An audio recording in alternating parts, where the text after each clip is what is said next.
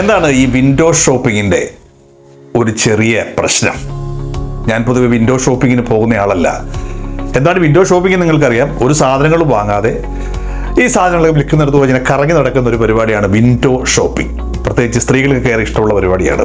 വെറുതെ ഇരിക്കുകയല്ലേ, ഒരു Sunday holiday നമുക്കൊന്ന് കറങ്ങിയേക്കാം. മാളുകളിലൂടെ ഒക്കെ കയറി ഇറങ്ങുന്നു.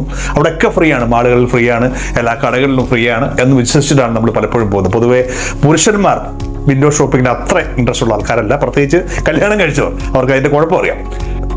ഈ അവിവാഹിതരായ ആൾക്കാർ പോകുന്നത് നമുക്കറിയാം, അത് അത്യാവശ്യം കാഴ്ചകളൊക്കെ കാണുക, സുന്ദരിമാരെയൊക്കെ കാണുക എന്ന ഉദ്ദേശം കൂടിയുണ്ട്. പക്ഷേ സ്ത്രീകൾ പൊതുവെ പോകുന്നത് പുതിയ അപ്ഡേറ്റ്സുകൾ എന്തൊക്കെയാണ്, പുതിയ ഗാഡ്ജറ്റ്സുകൾ എന്തൊക്കെയാണ്, പുതിയ കിച്ചൺ അറ്റൻസിൽസ് എന്തൊക്കെയാണ് വന്നിരിക്കുന്നതെന്നൊക്കെ അറിയാനുള്ള ഒരു പോക്ക് കൂടിയാണ്. ഇതറിയാവുന്ന പുരുഷന്മാർ പൊതുവെ ഇത് ഒഴിവാക്കാറുമുണ്ട്. ഞാനും അങ്ങനെ തന്നെയാണ്. പൊതുവെ വിൻഡോ ഷോപ്പിംഗ് ഇഷ്ടമുള്ള ആളല്ല. അല്ല, എന്താണോ വിൻഡോ ഷോപ്പിങ്ങിന് പോയാൽ ഒരു കുഴപ്പം എന്ന് ചിന്തിക്കുന്നവരോട് പറയുകയാണ്. നമ്മുടെ പ്രത്യേകത നിങ്ങൾ ശ്രദ്ധിക്കുക. നിങ്ങളുടെ കയ്യിലിരിക്കുന്ന ഒരു മൊബൈൽ ഫോൺ അത്യാവശ്യം നല്ല ഫോണാണ്, നന്നായി വർക്ക് ചെയ്തുകൊണ്ടിരിക്കുന്ന ഫോണാണ്. നിങ്ങളൊരു കടയിലേക്ക്, ഒരു ഷോപ്പിലേക്ക്, ഒരു മാളിലേക്ക് ചെല്ലുകയാണ്. അവിടെ വിശാലമായ ഷോറൂമിൽ വ്യത്യസ്ത തരത്തിലുള്ള പുതിയ അപ്ഡേറ്റ്സുകളുള്ള ഫോണുകൾ വന്നിരിക്കുകയാണ്. നിങ്ങളെ കാണുമ്പോൾ തന്നെ അതിൻ്റെ ഒരു സർവീസ്മാൻ അല്ലെങ്കിൽ അവിടുത്തെ ഒരു അറ്റൻഡർ നിങ്ങളെ അടുത്തേക്ക്, സെയിൽസ്മാൻ നിങ്ങളെ വിളിക്കും. നിങ്ങളുടെ ഇരിക്കുന്ന ഫോണിനെ കുറിച്ച് ചില കാര്യങ്ങൾ പറയും, അതിൻ്റെ അപ്ഡേഷനെ കുറിച്ച് പറയും, കൂട്ടത്തിൽ ഏറ്റവും പുതിയ ഗാഡ്ജറ്റ്സിനെ കുറിച്ചും നിങ്ങളെടുത്ത് വിശദീകരിക്കും. ചുരുക്കി പറഞ്ഞാൽ അയാളുടെ അടുത്ത് ഒരു 10-15 മിനിറ്റ് സംസാരിച്ച് കഴിയുമ്പോൾ നിങ്ങൾക്കൊരു തോന്നലുണ്ടാവുകയാണ്, നിങ്ങളുടെ കയ്യിരിക്കുന്ന ഈ ഫോൺ ഏറ്റവും മോശം ഫോണാണ്. അതിനകത്ത് പുതിയ ടെക്നോളജി ഒന്നുമില്ല, പുതിയ സംഭവങ്ങളൊന്നുമില്ല. ചിലപ്പോൾ മേടിച്ചിട്ട് 6 മാസമേ ആയി കാണുകയുള്ളൂ. പക്ഷേ നിങ്ങൾക്ക് നിങ്ങളുടെ വിശ്വാസത്തിലേക്ക് വരികയാണ്, ഈ ഫോൺ കൊള്ളുകയില്ല, ഈ കാണുന്ന പുതിയ ഫോണാണ് ഏറ്റവും ബെസ്റ്റ് എന്നൊരു തോന്നൽ നിങ്ങളുടെ മനസ്സിലേക്ക് വരും. ഇത് ഫോണിൻ്റെ കാര്യത്തിൽ മാത്രമല്ല, സ്ത്രീകൾക്കാണെങ്കിൽ പുതിയ മിക്സി, പുതിയ വാഷിംഗ് മെഷീൻ, പുതിയ ഫ്രിഡ്ജ്, ഇതൊക്കെ കാണുമ്പോൾ ഈ ഒരു തോന്നൽ വളരെ പെട്ടെന്നുണ്ടാവും. ഇത് എൻ്റെ വീട്ടിലിരിക്കുന്ന സ്ഥാനത്തേക്കാൾ കുറച്ചും കൂടെ അപ്ഡേറ്റഡ് ആണ് എന്ന് തോന്നും. നമുക്കറിയാം, ഒരു പുതിയ ഗാഡ്ജറ്റ് ഒരു കമ്പനി ഇറക്കുമ്പോൾ അതിൻ്റെ ലേറ്റസ്റ്റ് വെർഷൻ അവർ സെറ്റ് ചെയ്ത് വെച്ചിട്ടുണ്ടാവും. അവർ ഇന്നൊരു പ്രൊഡക്റ്റ് പുറത്തിറക്കുമ്പോൾ അതിൻ്റെ ലേറ്റസ്റ്റ് വെർഷൻ അവർ തയ്യാറാക്കി വെച്ചിട്ടുണ്ടാവും. കാരണം അവർക്കറിയാം, ഇന്നിറക്കിയ ഇതിനേക്കാൾ ഒരു പടി മുന്നിലായിരിക്കും ആ പ്രൊഡക്റ്റ് അവർ സെറ്റ് ചെയ്ത് വെച്ചിരിക്കുന്നത്, അതിൻ്റെ ചില അപ്ഡേറ്റ്സുകൾ.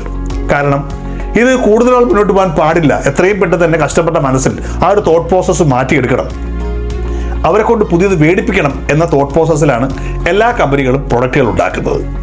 നമുക്കറിയാം, ഇപ്പോൾ പുതിയ ലേറ്റസ്റ്റ് ടെക്നോളജി, സംസാരിച്ചാൽ ഓണാകുന്ന ഫാൻ, സംസാരിച്ചാൽ നിൽക്കുന്ന ഫാൻ, വൈഫൈയിൽ കറങ്ങുന്ന ഫാൻ, അങ്ങനെ എന്തൊക്കെ ടെക്നോളജീസാണ് വന്നുകൊണ്ടിരിക്കുന്നത്. എല്ലാം മൊബൈൽ ഫോണോട്ട് കണക്റ്റഡാണ്. മിക്സി തന്നെ റൂമിലിരുന്നുകൊണ്ട് ഓഫ് ചെയ്യാൻ പറയാൻ പറ്റും. ഞാൻ എപ്പോഴും ചിന്തിക്കാറുണ്ട്, എന്തിനാണ് മിക്സി റൂമിലിരുന്ന് ഓഫ് ചെയ്യുന്നത്? കാരണം Alexa please switch off my mixie എന്ന് പറയേണ്ട ആവശ്യമുണ്ടോ? നമ്മൾ മിക്സിക്ക് അടുത്ത് നിൽക്കുകയല്ലേ. ഇപ്പോൾ റൂമിൽ കിടന്ന് ഉറങ്ങുന്നത് നമ്മൾ എന്തിനാണ് ഫാൻ ഓഫ് ചെയ്യാനായിട്ട് Alexa please switch off my fan എന്ന് പറയുന്നത്? നമ്മളെ മടിയന്മാരാക്കാൻ വേണ്ടിയാണോ? അതല്ല, ടെക്നോളജി നമ്മളിലേക്ക് ഇടിച്ചു കയറ്റിക്കൊണ്ടിരിക്കുകയാണ്. ഇനിയിപ്പോൾ നിങ്ങളൊരു തുണിക്കടയിലേക്ക് പോകുന്നു, നിങ്ങളിട്ടിരിക്കുന്ന ഡ്രസ്സൊക്കെ നല്ലതായിരിക്കാം, പക്ഷേ അവിടുത്തെ സെയിൽസ്മാൻമാർ, ബുദ്ധിമാന്മാരായ സെയിൽസ്മാൻമാർ നിങ്ങളെ ബ്രെയിൻ വാഷ് ചെയ്യും. പ്രത്യേകിച്ച് നിങ്ങളുടെ കുടുംബസ്ഥരെ ബ്രെയിൻ വാഷ് ചെയ്യും. അവർ വളരെ പെട്ടെന്ന് തന്നെ അതിൽ ആകൃഷ്ടരാകും. നമ്മുടെ കയ്യിലുള്ളതൊക്കെ മോശമാണ് എന്നൊരു തോന്നൽ ഉണ്ടാക്കുവാൻ ഒരു നല്ല സെയിൽസ്മാന് കഴിയും, ഒരു നല്ല മാർക്കറ്റിംഗ് ടീമിന് കഴിയും. വിൻഡോ ഷോപ്പിങ്ങിൻ്റെ കുഴപ്പം ഇതൊക്കെ തന്നെയാണ്. പലപ്പോഴും നമ്മൾ പല സാധനങ്ങൾ മേടിക്കാൻ പോകുമ്പോൾ നമ്മുടെ കയ്യിലിരിക്കുന്ന സാധനം മോശമാണെന്നൊരു തോട്ട് പ്രോസസ് നമ്മൾ പോലും അറിയാതെ ഉണ്ടാവും. പലപ്പോഴും എനിക്കും അങ്ങനെ ഉണ്ടായിട്ടുണ്ട്. ഞാനിപ്പോൾ ഉപയോഗിക്കുന്ന ഫോൺ, ഇപ്പോൾ നിങ്ങൾ ഈ സാധനം റെക്കോർഡ് ചെയ്യുന്ന ഫോൺ 3-4 വർഷമായി ഞാൻ ഉപയോഗിക്കുന്ന ഫോണാണ്. 2020 മേടിച്ച ഫോണാണ്. വളരെ നന്നായിട്ട് വർക്ക് ചെയ്യുന്നുമുണ്ട്. ഈ ഇടയ്ക്ക് ഞാനൊരു ഷോപ്പിൽ ചെന്ന് കഴിഞ്ഞപ്പോൾ ഈ ഫോൺ മേടിച്ച് നോക്കിയിട്ട് പറഞ്ഞു, ഇതിനേക്കാളൊക്കെ ടെക്നോളജി വന്നു. അവർക്കറിയാം ഞാനൊരു ഇൻഫ്ലുവൻസറാണ്, ഇത്തരത്തിൽ പ്രോഗ്രാം ചെയ്യുന്ന ആളാണെന്ന് അറിയാം. അവരെന്നെ പറഞ്ഞ് മനസ്സിലാക്കാൻ വേണ്ടി എഡിറ്റിങ്ങിൻ്റെ അപാര സാധ്യതകളെ കുറിച്ചിട്ട്, പിക്സലിനെ കുറിച്ചൊക്കെ പറഞ്ഞു തുടങ്ങി. ഒരു വേള എനിക്ക് തോന്നി, ഈ ഫോൺ അങ്ങ് മറിച്ച് വിറ്റാലോ. എൻ്റെ ആ കാണിച്ച ഫോൺ ഏകദേശം 1.5 ലക്ഷം രൂപ വിലയുള്ള ഫോണാണ്. ഞാനിപ്പോൾ ഉപയോഗിക്കുന്ന ഫോൺ അന്നത്തെ 30,000 രൂപയുടെ ഫോണാണ്.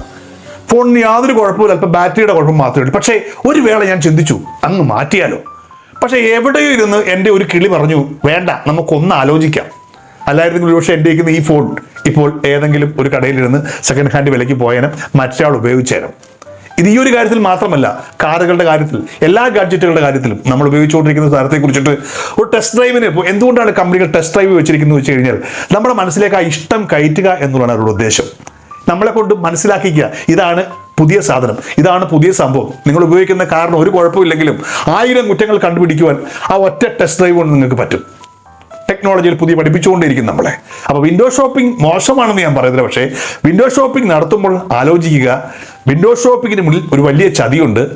നമ്മുടെ കയ്യിലിരിക്കുന്ന നമ്മുടെ പ്രിയപ്പെട്ട പല സാധനങ്ങളെയും പഴഞ്ചന്മാരാക്കുവാൻ ഇത്തരത്തിലുള്ള വിൻഡോ ഷോപ്പിങ്ങിന് കഴിയുമെങ്കിൽ നിങ്ങളൊന്ന് ആലോചിച്ചിട്ട് കമൻറ്റ് ചെയ്യുക നിങ്ങളുടെ വിൻഡോ ഷോപ്പിംഗ് അനുഭവങ്ങളെ കുറിച്ചിട്ട്.